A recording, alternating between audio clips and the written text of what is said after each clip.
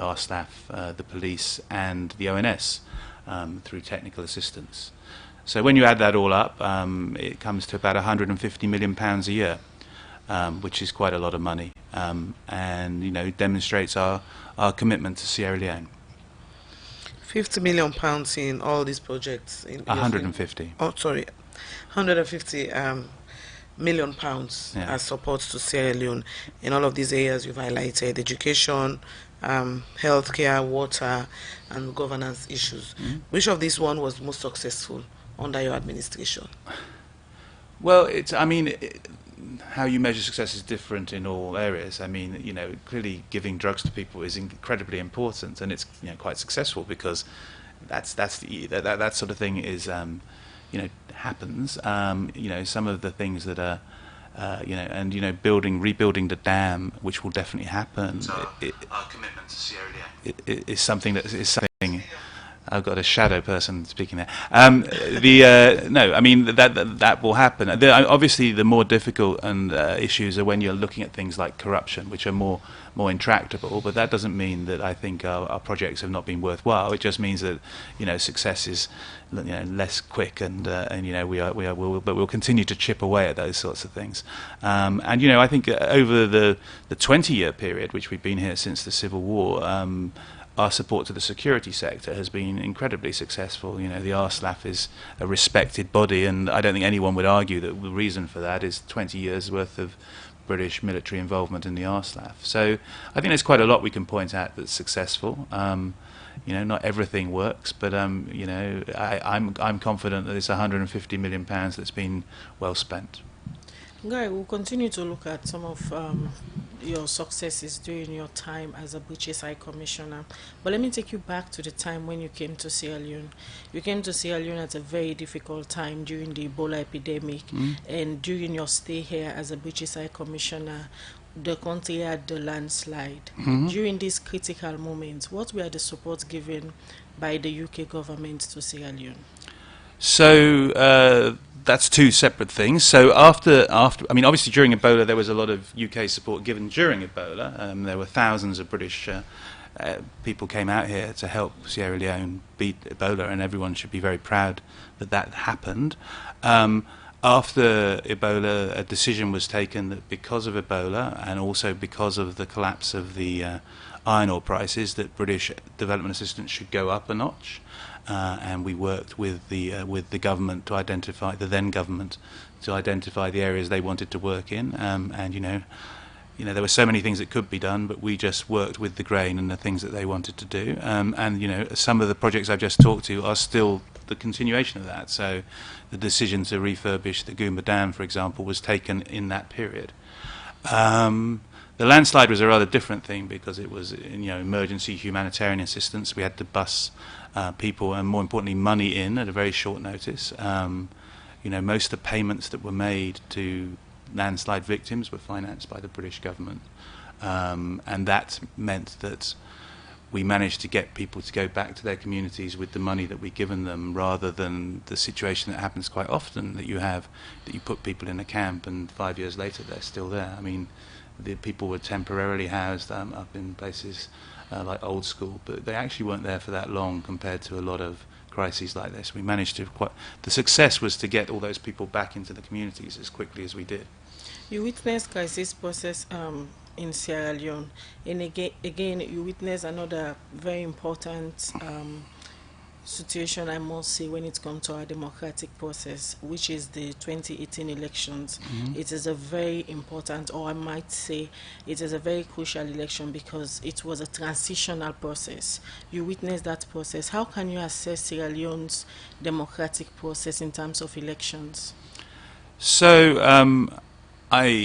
first thing I should say is that it was a successful election in the sense that there was, all the observers said that the election was transparent, fair, free, credible, whatever adjectives you want to use, but they mean the same thing.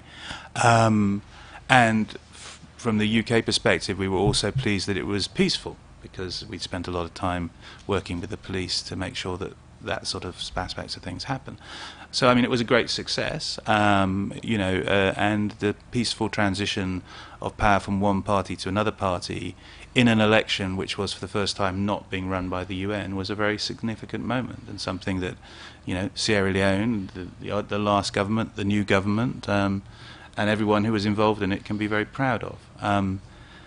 The state of democracy is another issue. I think we've seen since then. The politics hasn't really changed that much. It's still very, very adversarial. And I mean, I was quite hopeful that after the last election, that with the Parliament not having being in different hands, that we might see an emergence of a more inclusive, collaborative type of politics. And I don't think you can really say that's happened.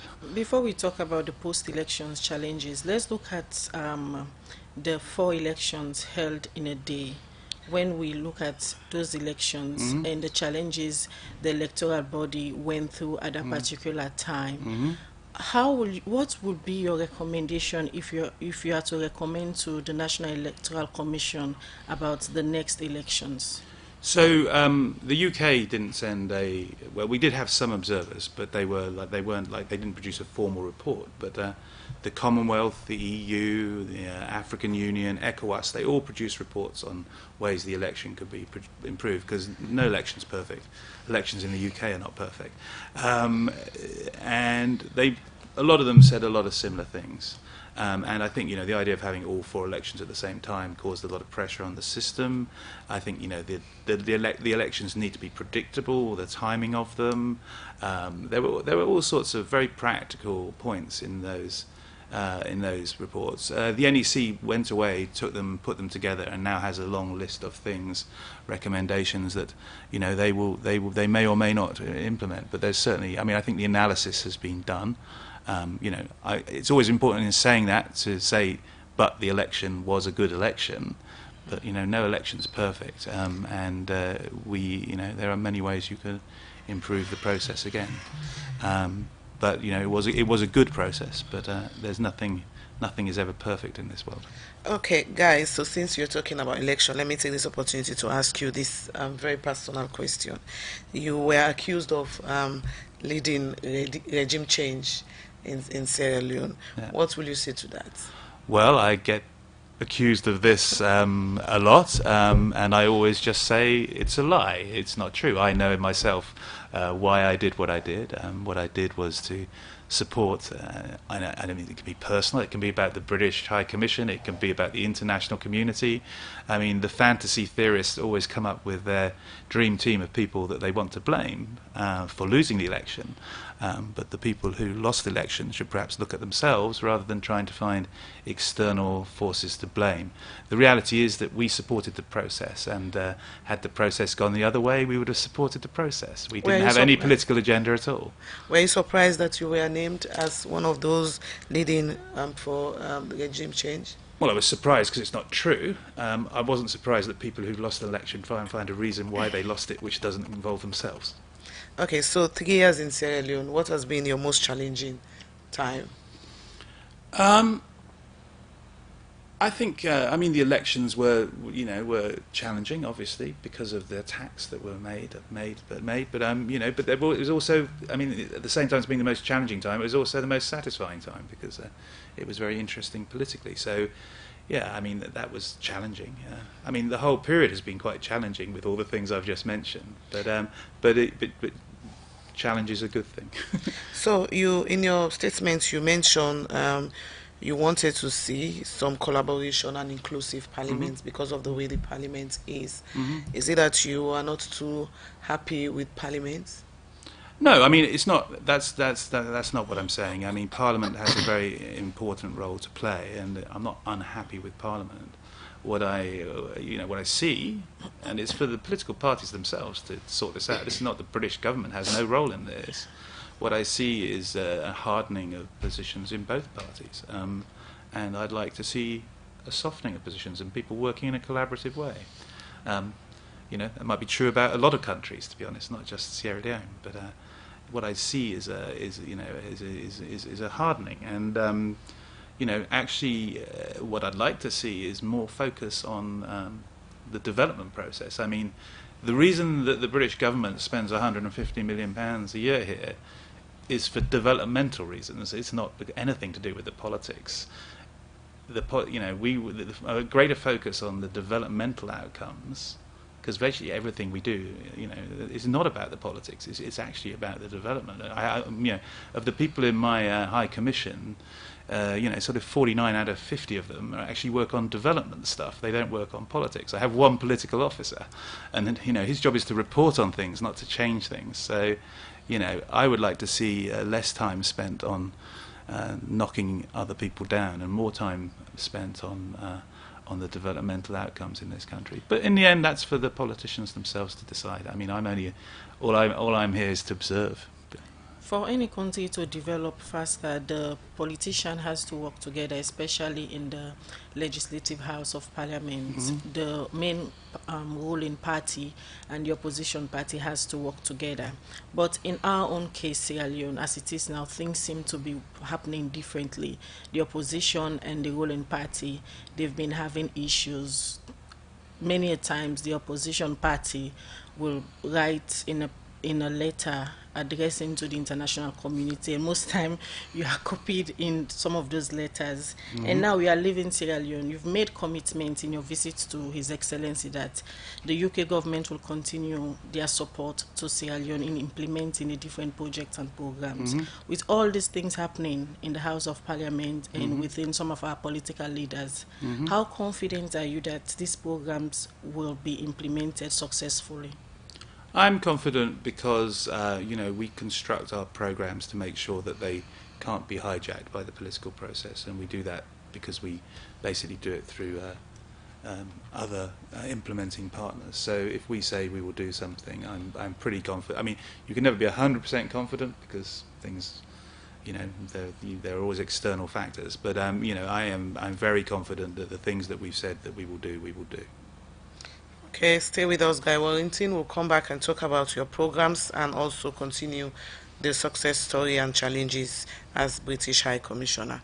Well, if you get question for Guy Wellington, being the British High Commissioner, he don't serve 3 years and he go left in August.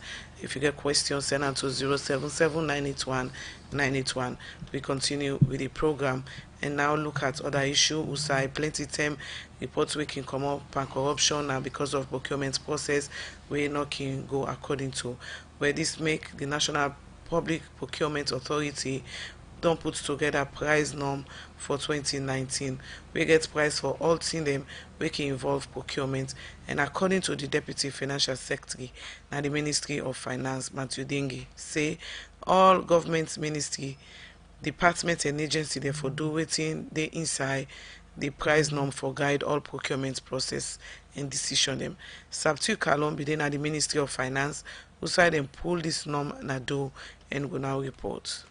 National Public Procurement Authority (NPPA) na the legal body wey government set up for guide all procurement practices wey ministry, department and agency dem can do, and as way for make MD dem know about pricing of different thing dem and also follow the right procurement process dem. National Public Procurement Authority don put together the first quarter of the price norm of 2019. And where they talk for pull the price norm na do, the Deputy Financial Secretary na the Ministry of Finance, Matthew Dingy, say for make development partner them believe the country in procurement procedure, ministry, department and agency them for do waiting the regulation and act say but procurement. But we have to own it. We have to make sure our development partners know that we are following our own PFM Act, our own regulations, our own procurement act, the regulations, all laws, regulations that govern financial management of government resources. It is us that have to make sure that we build that confidence in our partners for them to know that we are using our systems to utilize government or public funds effectively and efficiently. He talk this na the Ministry of Finance and Conference Room also able to pull out the first quarter of the price norm of 2019. Also he continue say most audit report we can come out can get problem pan price them working depend the procurement process. Audit reports that have been coming out, especially on financial audits, technical audits, most of the issues of concern that have been raised in those reports have to do with procurement. either the right processes were not used or the right systems were not used, or the prices quoted for the items in the contract were deemed overstated or overpriced, or the selection of the supplier or the contractor in case was done wrongly. Lots and lots of issues that are raised in these reports. The Deputy Financial Secretary na the Ministry of Finance, Matthew Dingy, say the price norm important for all MDA. As he say, na the price norm ministry, department and agency go dey use now for guiding procurement process and decision. As we are launching this, most of us are the users. It is for us not to just go and put these norms down, but for everything there for goods, services and works, the indicative prices that are there. How are we going to use them to guide our procurement decisions going forward? This should be the reference. If you're doing your procurement plan now for the next year's budget, it should be a reference document to quote the prices that are there, because it has been done by the institution responsible that has the legal mandate to guide the procurement practices in our country. Enter Eyon talk as the Chief Executive Officer na National Public Procurement Authority. Ibrahim Masware say, e no go take again, the country go comot from manual to electronic procurement process. Very soon, and very, very soon, we'll go electronic. We have no option to that one, but it's a must. It's a conditionality, and as a regulatory body, we see it as our Bible now. We see it as our baby. We're taking the electronic procurement as our baby, and we're going to execute it. As we stand, we already have the Directorate of Electronic Government Procurement almost fixed, and that Directorate will start to function in the next few weeks. The CEO, na National Public Procurement Authority, Ibrahim Masware continue say the price norm na in auditor dem get for the use for cross-check price dem, pantin dem we get for do with procurement process. We make it say procurement officer dem na all government workplace for read and understand wetin dey inside the price norm. I'm encouraging all practicing procurement officers to make use of this norm, because I know very well when auditors go after the year, you'll be using these norms to cross-check your prices. And those are the areas that will hit all of us, because if you are hit negatively, my office is being hit. If they say we don't follow processes, then it tells directly on the NPP. So we're encouraging everybody to make use of the norm and ensure we are within those norms. Ibrahim Masware, Chief Executive Officer, na National Public Procurement Authority, and say with this price norm wey the country don't get now, transparency go dey for all procurement process them, wey can happen at government institution and other side them. For the Society for Radio Democracy, Saptiu Kalon the report.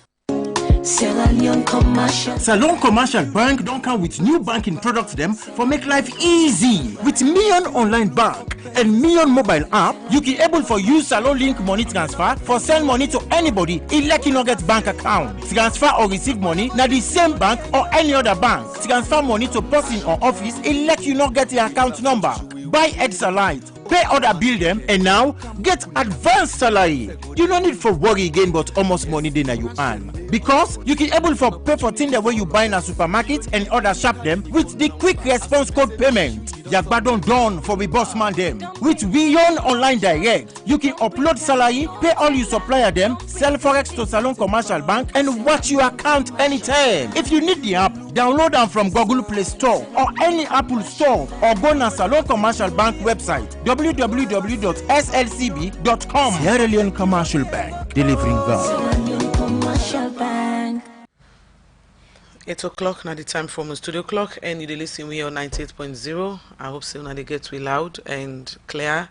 If you get issue now for also send text message, we technician then go work on it, and when I go get used to the 98.0 soon. We still get Guy Warrington and the British High Commissioner and Salon served 3 years they left in August, and we get a pleasure for get this morning. Guy, you make mention of 4 main areas of support which you've spent 150 million pounds on: education, health care, water and governance. I'm sure if Sierra Leoneans are asked today what they want, apart from the education, water is very, very important, and you've invested in or you are supporting that sector. Can you give us updates as to how much support you're giving and what's the outcome so far? Okay, so it's the main. We have done things during the post-Ebola process about things like helping transport water into Freetown and drill new wells and things. But the vast majority of the money that we have spent is refurbishing the Gooma Dam, which was built in the 1960s to supply water to Freetown, but which has not really been had a lot of love given to it over that period. So replacing the valves there, improving the piping, it's quite a big project. It's around £30 million, and that will make a major contribution to the water supply to Freetown. It won't solve the problems of water supply to Freetown because it was built for a Freetown that had like 600,000-700,000 people in it, and Freetown now has, well, I don't know, but 2 million is a number that gets mentioned. It may be much larger than that. So it's not sufficient in itself for that. But I mean, huge amounts of the water that comes out of the in the capital city, Mm-hmm. and during your tenure as a British High Commissioner, the UK government is supporting the water and sanitation sector. Mm-hmm. You've done various studies. Mm-hmm. What were the problems that you discovered? Well, I'm not I should say up front that I'm not a technician, but I mean, But you've seen reports from the technicians. Well, yes, and I mean, the thing is, I mean, the sad thing, I mean, it all plays into a lot of the environmental stuff here. Is that the fact is that when people can't get clean water supply, that means they have to use single-use plastics, that they have to use water bags. I mean, a lot of these debates about both water and energy need to take into account, when people do their sort of environmental impact analysis of them, what the actual costs are of not having clean water, to the environment. We're very concerned as a country, and I think you see it here of all the single-use plastics that are going into the sea. And I'm, in Sierra Leone, you don't need to go too far to see that one of the biggest problems here is, waste management, and the city council and the government are both doing their best, but there are huge issues. Anyone who's ever been to the Kissy dump, can see the realities of waste management in this country, and it's a huge investment to overcome all of that. There's no effective recycling. I mean, I think if someone could come here, and I mean, I'm not signing up for this myself or for the British government, but to get some form of recycling here that would monetize plastic bottles, so that people go and collect them and take them to recycling, that could do a lot to improve that whole aspect of waste management, which we see as being very integrated into the whole water thing. Still on the projects you support in Sierra Leone, education is very key. Which aspects are you supporting? So, as I said earlier, during my time here, we've been very keen to work on the two things really: are access to education. There's a theme that runs through all of the projects that we do here, which is the girl child and improving the prospects of the girl child, because we believe that has the biggest impact in terms of development outcomes, and there's been a lot of studies to support that. So a lot of what we do is focused on that. So keeping girls in education is very important. And go back to what you were talking about sanitation. Having wash facilities in schools is an essential, and we've done a lot of that. I forgot to mention it, but we've done a lot of wash facilities in schools. That helps to keep young girls in schools. We also believe that when girls are pregnant, they should still be allowed to go to school. We have therefore funded a program which basically meant that when girls were removed from schools by the state system, that we were providing an opportunity for them to carry on their education and then re-enter the system afterwards. So access issues are all one part of it. And the other thing that we've been focusing on is the quality aspect of the free quality education. And I mean, it's great that the government has provided free education. I think that's a absolutely well chosen central objective of this new direction government, and I congratulate them on that. I think everyone accepts that the quality side of it still needs some work, and so teacher training, syllabus development, those sorts of things are going to be very much a focus going forward. And not just in the primary and secondary sector. But also in the tertiary sector as well. So I think that's a very important part of it. When you And, I mean, it's great that the government has provided free education. I think everyone accepts that the quality side of it still needs some work, and so teacher training, syllabus development, those sorts of things are going to be very much a focus going forward. When you And not just in the primary and secondary sector, We have a big program to improve. It's called Sphere, which is it's about £4 million to improve the tertiary education syllabuses as well here. When you say the quality aspect, Yeah. you're supporting the quality aspect of it, of the free education. Yeah. How? So doing lesson plans, things like that, developing materials that can be given to teachers to help them improve the way they. There's something called the Lay We Learn program that we contribute to. You also mentioned girls, pregnant girls should be Yeah. allowed Yeah. to go to school. Yes. Why? Why? Do I have to say why women should be educated in this company? I mean, it's a self-evident proposition that women the same access to education as men, and I don't see anyone keeping the boys who fathered these children out of school. I think that's a self-evident proposition that girls should be allowed to go to school. I don't buy into the argument that that somehow The UK government has been supporting the educational sector, and the president made it a priority, the area of the free quality education. What's your assessment in it's almost saying the same thing a different way, but the free aspect of it, the fact that everyone can go to school for free, which is a major achievement, has clearly been achieved. And we need to then, I mean, the real proof of the pudding, will be exam results, and that's not going to just happen overnight. You're not going to suddenly that the education system clicks and works, but the quality education in the I think it's giving access to education is something that can be done overnight.